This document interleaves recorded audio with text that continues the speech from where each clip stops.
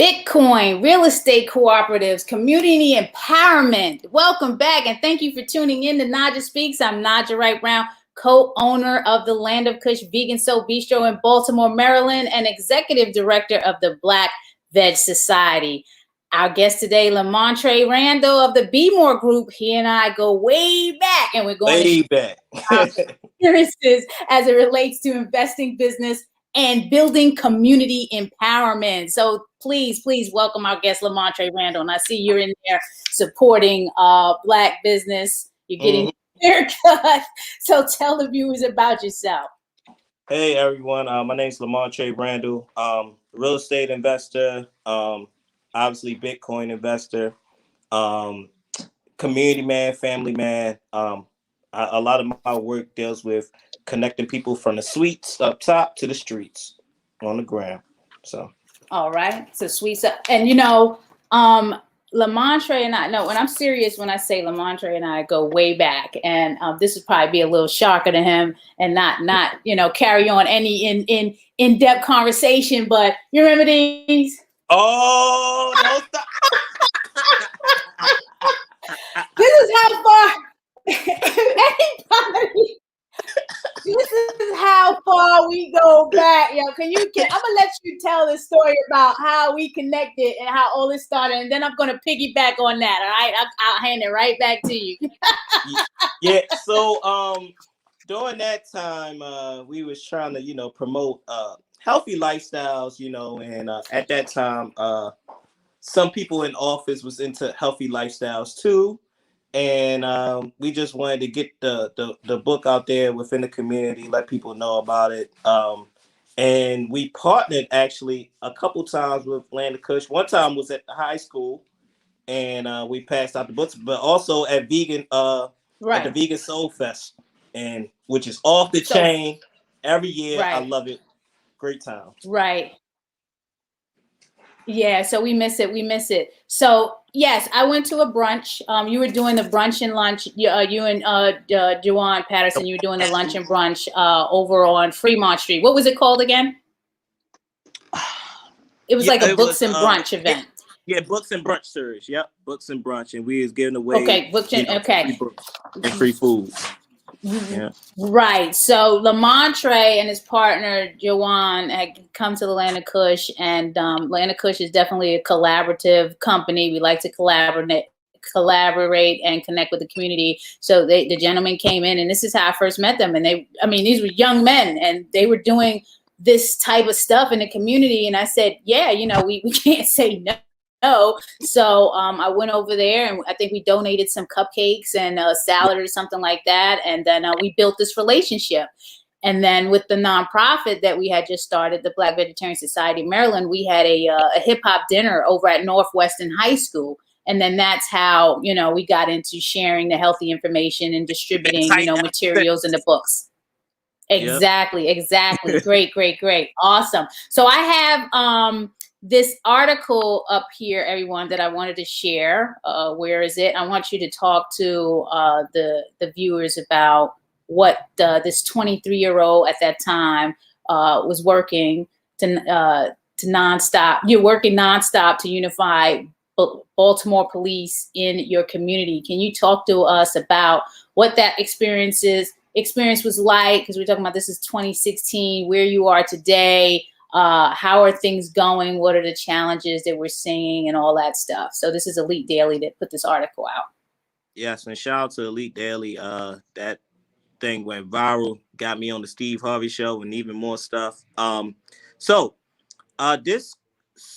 the love for me wanting to better my community and really better the relationship between the police and the community really started from when I was falsely accused of armed robbery at my college campus at University of Maryland, College Park. What? Yeah. The same campus where the stabbing took place, right? Yep. Okay. Any other stuff. Army person got shot and killed. That campus has some history of racism and violence, and my brother-in-law graduated from there. My brother-in-law, Johnny Graham. Yep. one of my favorite players. You have a video here. Do you want me to share this? Yes, please. All right. We are the ones who put food on tables and help keep us safe. We don't want any commercials, though. Let's times. get out of that.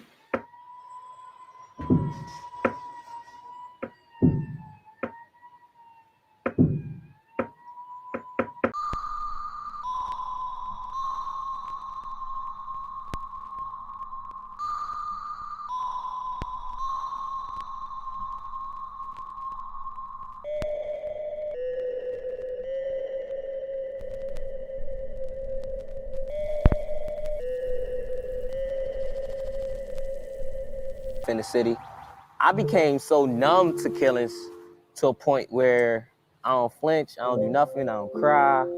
You're constantly hearing about deaths or seeing death. At a very young age, you get exposed to it.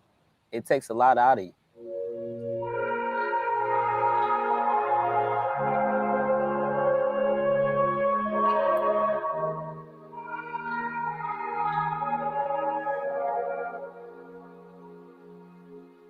We're not listening to each other. So we're not listening to the police, and the police not listening to us. The importance of having a youth voice component, a part of the department, which has never happened before. And that's how we came across Lamontre. He's like a quiet storm. He can be in the room, assess what's going on, but then there'll be this rage of different ideas to come from him. Yeah, you're a police officer, but you gotta realize what you are in Baltimore. You also a social worker, a trauma, what can I say, handler, because a lot of people within our community are facing mental health and trauma that's just not addressed. Any type of interaction with the police within Baltimore a lot of times is, frowned upon. A couple of individuals were getting approached saying they would look to be rats or something like that. So the board don't really care too much about what people say, more about making sure actions are felt so that community members could be safe.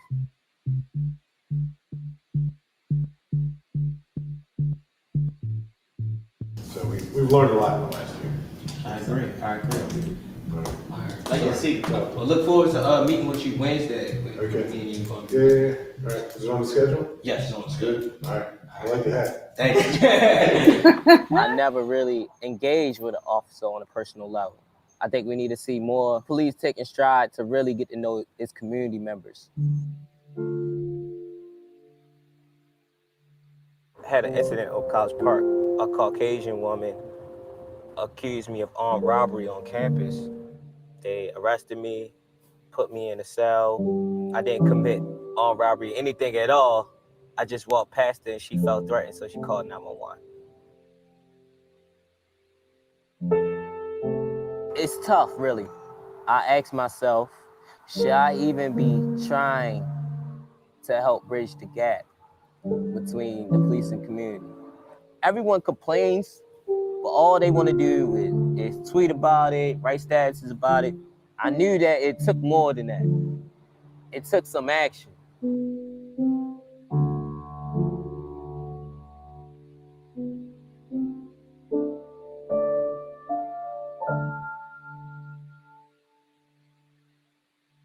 All right. Awesome. So here we are today. That was 2016. Shout out again to Elite Daily for that interview with you. What's going on in the community now? Are you still engaging? We have a new police commissioner. We had a couple of replacements after Commissioner Davis. What's going on now?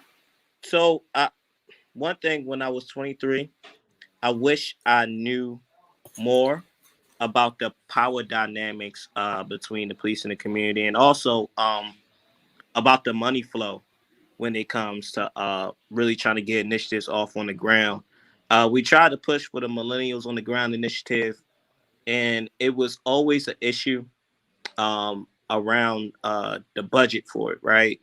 And I think it was also, and to be honest, I think it was. I wish we had more of a team to really kind of go in deep and have us really think through about the different process of how it could go and what it would look like on the ground. But really, to be honest, I wish I would have saw more collaboration from the actual department. Because I think if we did start to see more collaboration between the department more, I think we would have really did something, important. But we still, it's still stuff out there like Safe Streets, Right. Community Mediation does stuff. Mm-hmm. But this was really to add a next extra layer of youth focus and really focusing that age between 16 to 24. If The anybody, critical age. that critical age, and that was the age where it was a time in Baltimore. Now I'm 28. Is different, but when I was younger, I had a car. I was getting pulled over every week, and Wow. and that's why I started wearing suits and stuff. I'm like, man, maybe they'll treat me different, but it shouldn't be like that, right? Right. Exactly. And so that's what that push was really about, man. Was really helping to really shape the narrative of what what young people are really like in Baltimore, and helping them better approach our young people, and start to see it from our point of views. And that was the main thing. But what I recognize too is everything comes down to economics. Right. Exactly. And so that's why I've just been pushing heavy when it comes to economics. Because if you really want to see change, we have to really focus on economics within our community and really working together when we think about economics as well. I'm glad you said that, working together and ridding ourselves, especially us amongst our people, ridding ourselves of this poverty mindset, this mindset of scarcity, and that we're not able to work together. Everything has to be competitive because we can we can do a lot of things collaboratively, and it can be impactful and it helps everyone. So, you come a long way. What's your daily inspiration, motivation, discipline? How do you keep, because you went through a lot. You were in college and you were profiled, and, I don't even know what that's like. So how do you stay motivated on a daily basis? People like you, and really, I have a strong community. A lot of people may have this view or that view when it comes to like Baltimore men, but man, the Baltimore men that I have experienced really have embraced me, really have uplifted me. And I would say also when it comes to the women, like it was always, if we saw energies align, we always collabed. And so that collaborative efforts of people helping in my initiative, I'm helping their initiative, or we see opportunity, we go after it together. That's what kind of keeps me going. And Baltimore really does have a spirit. You just got to find the people who align with you, and grow from there. I look at you and Jawan all the time, and a lot of young men that are doing things in the community. And I share this information with the staff I have here, because a lot of our staff at one time was all young males, and we still have a lot of young Black males working for us. And I always speak you two up, the things that you're doing in the community, because it's possible. I come from a low income New York City housing project in the Bronx, and I don't want to hear any excuses because things can be done. Well, I'm vegan now. I have a vegan restaurant. Just curious to know what your dietary habits are. Are you vegan, plant-based? What does that look like? So my wife pretty much is pushing me towards being vegan. Why? Because her blood type, and her doctor was telling her, hey, you may need to do you may have to check out going vegan, because she kept getting sick, and it's from that meat, that processed food. And so she really so we've been looking more and more, and so we do meatless Mondays. All right. One day a week. That's a contribution. There's also a new word, folks. If you haven't heard of it, it's called reducitarian. So just on a journey I got these books over here, so I'm trying to pull them out. The reducitarian solution. Just even, Brian Cateman coined this term, just on a journey to reduce your meat consumption. So I attended all the conferences that he had, from the first one that he launched to the second and third, where Greg and I had the opportunity to speak. We were actually in LA at the second one, and we got to sit on some panels and discussions about it. So yeah, it's sometimes it's a journey. It took me 3 years, to figure that out, and I had high cholesterol, so I had to figure out, how I was going to become healthy. But health is your wealth, because I don't care how much money people out here have. Once you're sick, you can forget about it. You know what I'm saying? And we can see that now with COVID. COVID could care less how much money you have. It affects a lot of the people within our community. A lot of people died because they had other health problems. And a lot of times the health problems came from what? Our diet.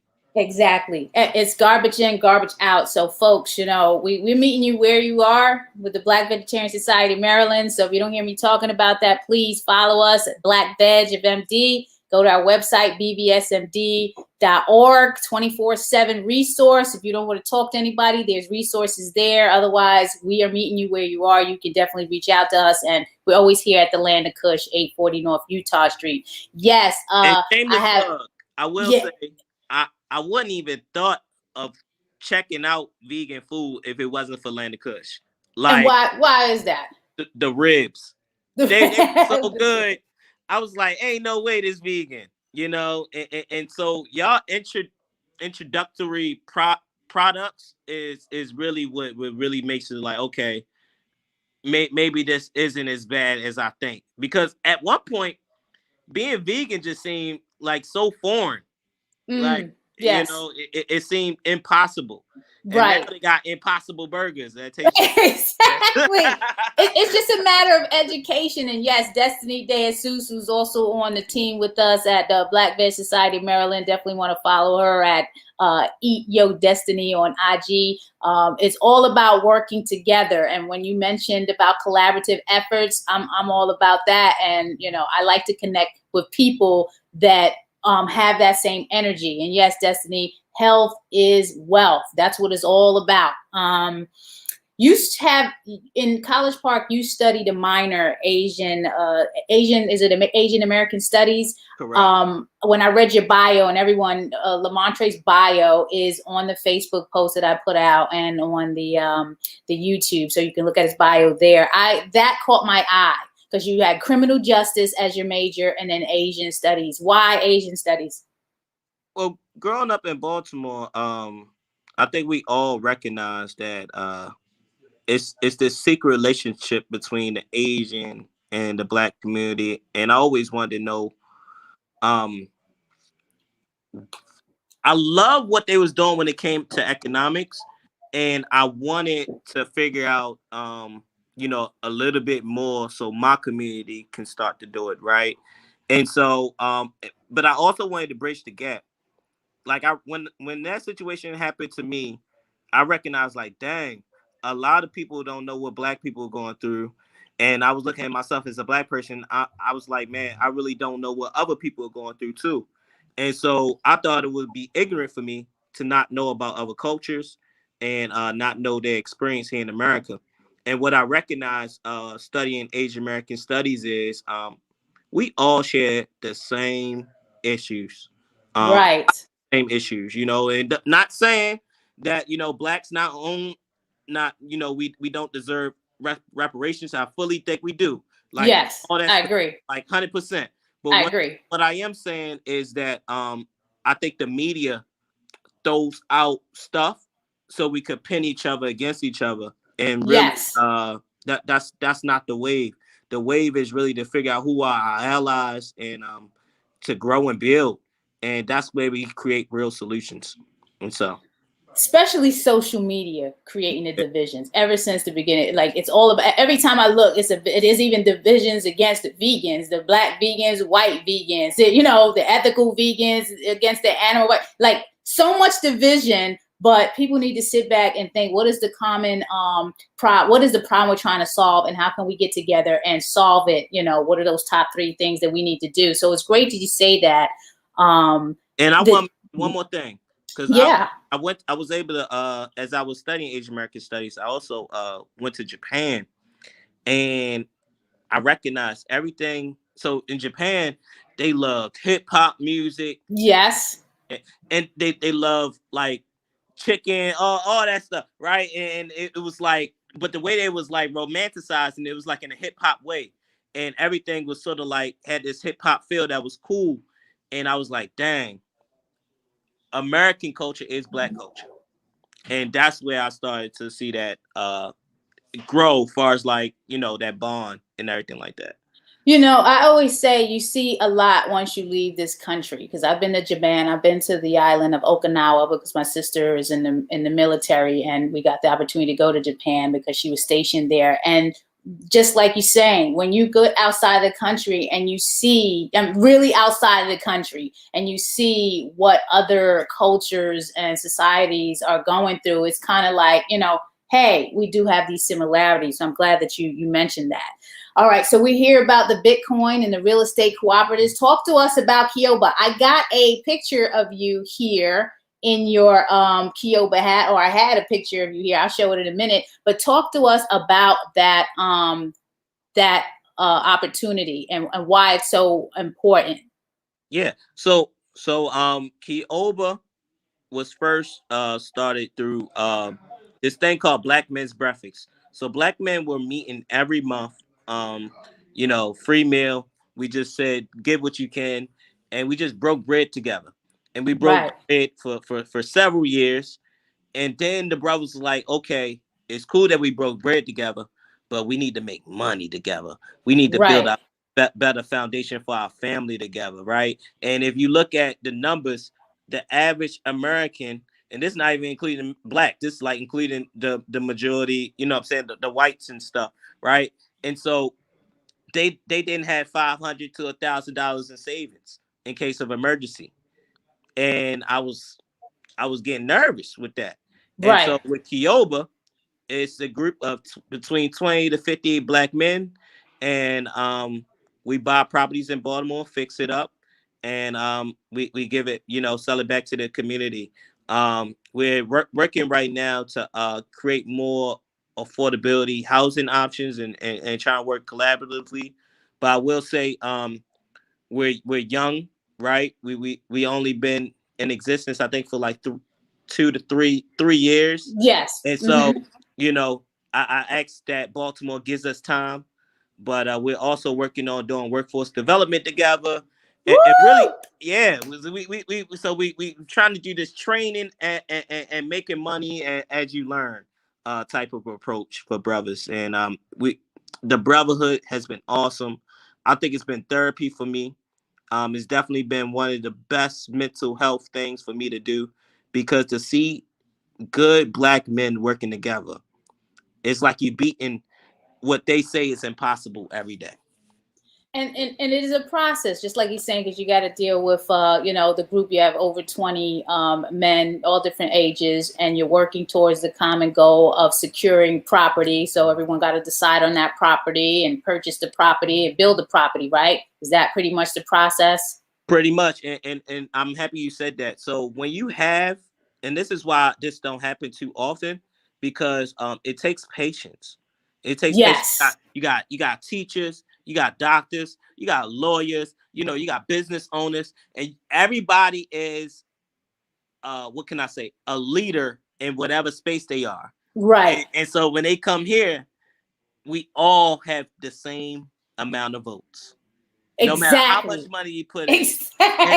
And so you got people who I'll just say it just takes time. And we had people that left, we had people that came, and so the ones that we have now is just the I love them. I love them to death, and we got a bond that nobody can stop. And we now my daughter has 50 uncles that she could count on anytime, anywhere. And the sisters definitely need that, because that's a whole nother topic for us we can touch on. So that is definitely needed in the community. But there you are.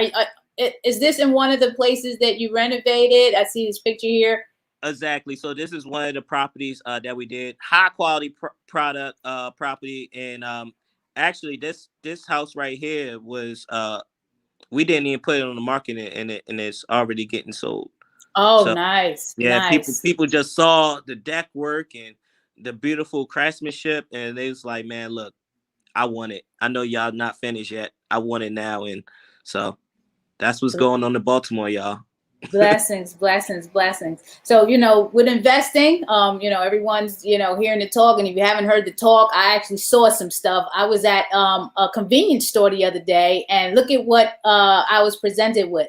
Not sure if everybody knows what this is, but for those of you that thought Bitcoin was going somewhere, I don't know what to tell you, but the machines are out there. So, Lamontre, we got to have this conversation with folks, please. Tell them, because I'm looking at this chart here. You see this chart, everyone? And I saw Bitcoin in 2013, and if anybody can understand this chart, it's like it was $112, like so around $100. And then you're looking at this thing 8 years later, and it was over 60,000. It's projected to go to 100,000. Please, you're the man, Lamontre. Tell us all about it.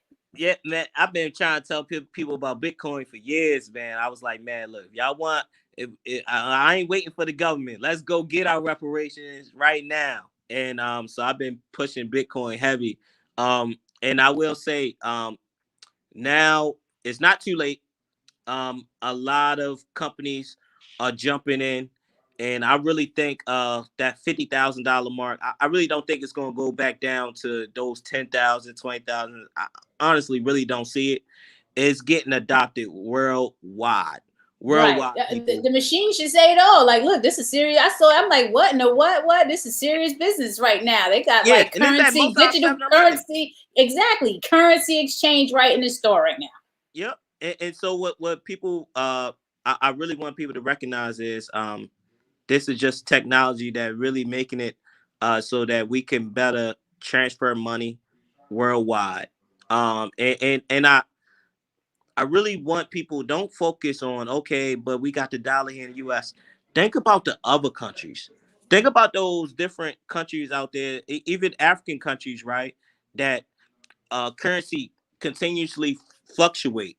And so for us to have a currency that keeps growing in value, man, it's a game changer. It's a game changer. And I'll tell everybody, I'm making this prediction live. I'll say it. I don't care what anybody say. Not only do I think Bitcoin would reach $100,000, I really think it will reach $200,000. And the second cryptocurrency that I'm very heavy on is Ethereum.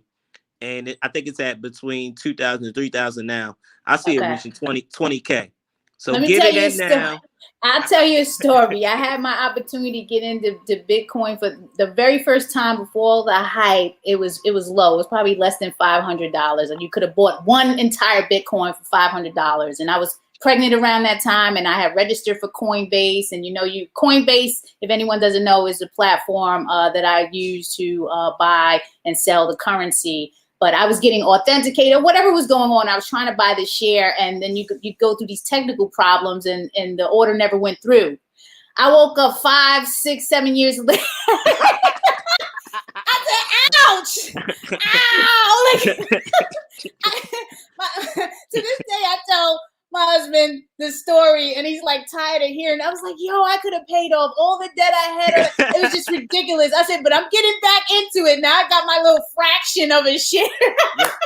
Hey, and I have Ethereum too. But I was like so teed off. I was like, I knew that thing was going somewhere, man. And then it came down. So when I got in, it came down, and I took a loss, and I said, well, I'm gonna keep it because I know it's going back up. And so now I'm good, and was able to sell some other currencies I had, because I had Litecoin, and this is just to tell people, like, this is a real thing. This is not fake. And I invested some of that in the Walbrook Junction Shopping Center cooperative that they're doing, my little $1,000 investment. But I used that money that I made off of that. You see what I'm saying? And I'm still holding. Now, I wouldn't recommend people to invest if they haven't saved, because this is money is risky. If you lose it, then what you should be saving.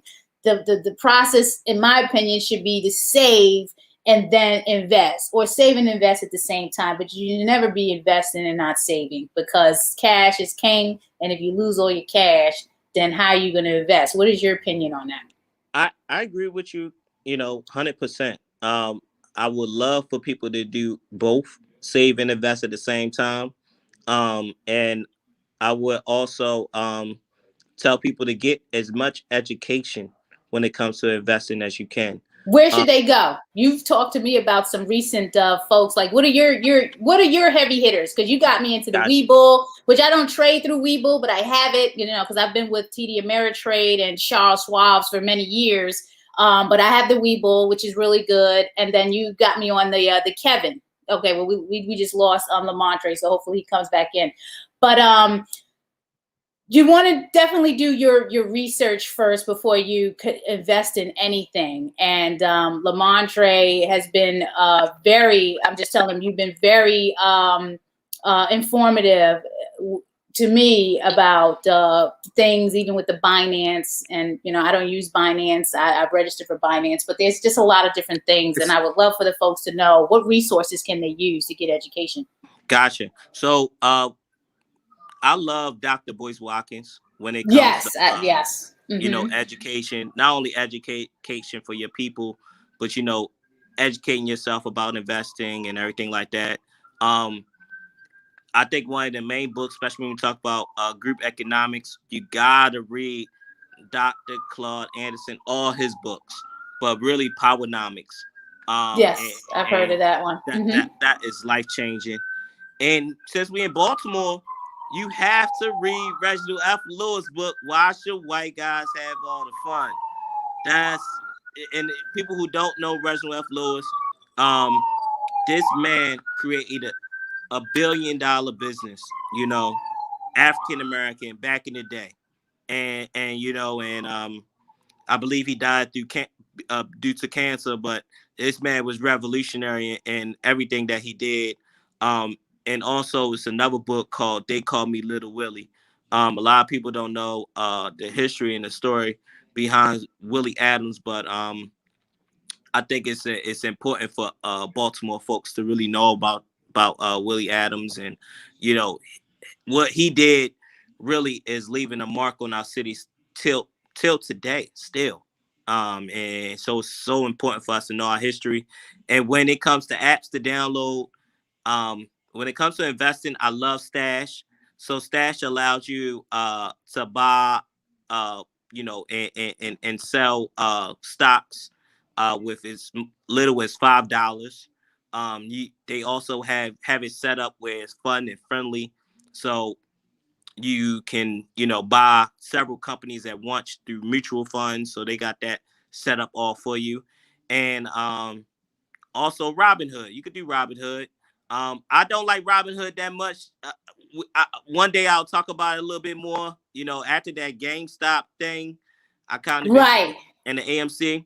So right. I ain't gonna lie, I was up 5K at one point in this GameStop trade, and then next thing you know, they wasn't allowing us to trade no more. They stopped it, and I was like, okay, I can't do this platform no more. So I like that it's fun, it's easy, but I can't say I trust the platform that much. Right. And I think that's been my thing since I've been investing since the my early 20s, and I'm just real comfortable with the old school platforms, the Ameritrades, the Waterhouses, and those type of things. I just wanted to mention to my vegan folks, there are ETFs out there. I am invested in vegan, VEGN. So that's an ETF that invests in vegan companies, and so you want to look at that if you want to go the vegan route and invest in vegan companies, VEGN. So Lamontre, if you weren't doing the work that you're doing now, what would you be doing?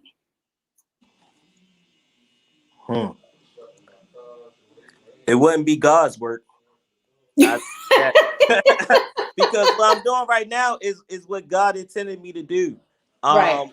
And so I guess wherever it would, I wouldn't be happy. But yeah, that's my answer. How can we follow you? If people want to connect with you and learn more, how can we best do that? Okay, on all platforms, it's Lamontre Randall, LAMONTRE, last name Randall, RANDALL. On Instagram, it's one word.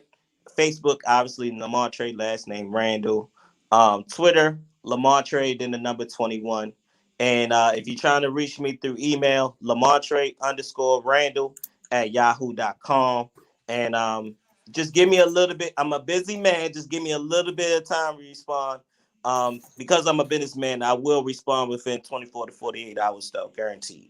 Awesome. It was, thank you for taking out the time to connect with us. If there's any last final strong message, tip, or any upcoming projects you want to share, now's the time to do that. Again, thank you everyone. Please subscribe, like, share, comment. Let us know if you liked it, if you want more of this, because this is the business edition and we want to bring more of these special guests to you and educate you more and get you connected. So what do you have to say, Lamontre? I just want to say, people, please, even if you have $5 to spend, I used to promote this thing called buy more stocks, less shots. We spend a lot of money on alcohol. I remember that. I'm thinking about bringing it back, but we spend a lot of money on alcohol, man. If you spend $20 on alcohol, you can spend $5 on yourself. And so exactly. I ain't saying you gotta stop taking shots. I know how it is, but at least invest first before you do it. Just put away for yourself $5. That's it. I appreciate you, Lamontre. Let's stay connected. Again, thank you for everyone tuning in. Follow Lamontre at Lamontre Randall on all social media. And please, whatever you do out there, please be safe and stay healthy. All right. Have a good one. All right. Peace.